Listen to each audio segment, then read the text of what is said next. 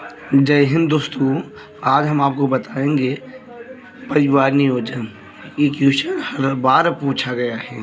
तो परिवार नियोजन समझिए मेरे दोस्त, मानव जनसंख्या की वृद्धि को कम करने के लिए नियोजित तरीके से संतान उत्पन्न करने की दर को क्या बोला जाएगा? परिवार नियोजन कहलाएगा। या साधारण भाषा में आप कह सकते हैं, परिवार में बच्चों की संख्या को सीमित रखना है, कम रखना ही क्या कहलाएगा? परिवार नियोजन। यानी कम सी रखिए, वो क्या कहलाएगा? परिवार नियोजन। अब यहाँ परिवार नियोजन की आवश्यकता क्यों है? परिवार नियोजन की आवश्यकता मेरे दोस्त से, क्योंकि छोटा परिवार होगा तो आपका सुखी परिवार, ये आप खूब कहावत सुने होंगे।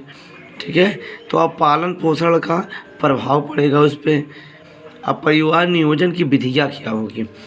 परिवार में बच्चों की संख्या को सीमित रखने के लिए जिन युक्तियों का उपयोग किया जाता है उसे क्या बोला जाए? गर्भरोधक युक्तियाँ। अब गर्भ निरोधक युक्तियों की कुछ विशेषताएं होते हैं। अब क्या है गर्भ निरोधक युक्ति? जो गर्भ निरोधक इंसान कब अपनाएगा? जब वो सामान क्या होगा? सस्ता होगा तो अपनाएगा।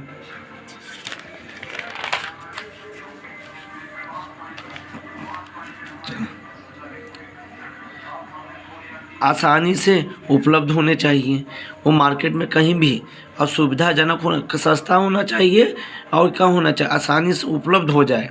इसमें साइड इफेक्ट नहीं होना चाहिए, कोई दुष्परिणाम नहीं होना चाहिए, नहीं तो इंसान वैसे ही नहीं लेगा। गर्भ निरोधक युक्तियाँ प्रभावी होनी चाहिए, यानी उनका प्रभाव पड़ना चाहिए। आज संतति नियंत्रण तथा परिवार नियोजन हेतु गर्भ निरोधक उपाय को निम्नलिखित में बांटा। अब संतति नियंत्रण तथा परिवार नियोजन हेतु गर्भ निरोधक उपायों को निम्नलिखित वर्गों। एक क्या है? प्राकृतिक विधि। दूसरा क्या है? बाधा विधि। हार्मोनल गर्भ निरोधक। अब बंध्याकरण। अब देख भैया, कभी कभी ऐसे ही पूछ लेगा, प्राकृतिक विधि किसे कहेंगे, बाधा विधियाँ किसे कहेंगे? तो प्राकृतिक विधियाँ किसे कहेंगे? प्राकृतिक विधि द्वारा शुक्राणुओं को अंडाणु के संपर्क में नहीं आने दिया जाता है, जिससे निषेचन क्रिया रुक जाती है। विधि क्या होती है? निम्न प्रकार की होती है। प्राकृतिक विधि में क्या होता है? शुक्राणु को अंडाणु के पास नहीं जाने देता है, यही प्राकृतिक विधियाँ हैं। अब इसमें आवर्ती विधि होती है। यह मासिक चक्र के परिवर्तनों के समय के आधार पर किया जाता है। कब किया जाएगा? मासिक चक्र के आधार पर किया जाता है। इस आवर्ती को सुरक्षित सेफ पीरियड भी कहा जाता है। मासिक धर्म की शुरुआत से एक सप्ताह पहले तथा एक सप्ताह के बाद का समय सुरक्षित होता है, उसी को क्या बोला? सुरक्षित काल बोला जाएगा। मासिक धर्म 10 से 17वें दिन के बीच के समय संभोग के लिए उचित नहीं है। इस काल को सुरक्षित काल कहते हैं, क्योंकि निषेचन की संभावना इस समय अधिक होती है। इस विधि द्वारा लगभग 80% निषेचन होने से रोका जा सकता है। अब देखा भैया, दूसरा क्या है? संभोग व्यवधान। पुरुष संभोग के दौरान वीर निकालने से पहले अपने शिश्न की योनि से बाहर निकाल लेता है, ये संभोग व्यवधान हो गए। स्तनपान अनार्तव। यह विधि इस तथ्य पर आधारित है कि प्रसव के उपरांत जब माँ शिशु को स्तनपान कराती है, तब लगभग 6 माह तक अंडोत्सर्ग तथा मासिक चक्र प्रारंभ नहीं होता है। परिणाम स्वरूप निषेचन की संभावना लगभग नहीं के बराबर होती है। इसे स्तनपान अनार्तव कहते हैं। ये भैया, अब हम लोग प्राकृतिक विधियाँ में एक आवर्ती भी देखें, दूसरा संभोग देखें, तीसरा क्या देखें? स्तनपान अनार्तव। अब आप भैया थोड़ा सा आगे हम बाधा विधियाँ।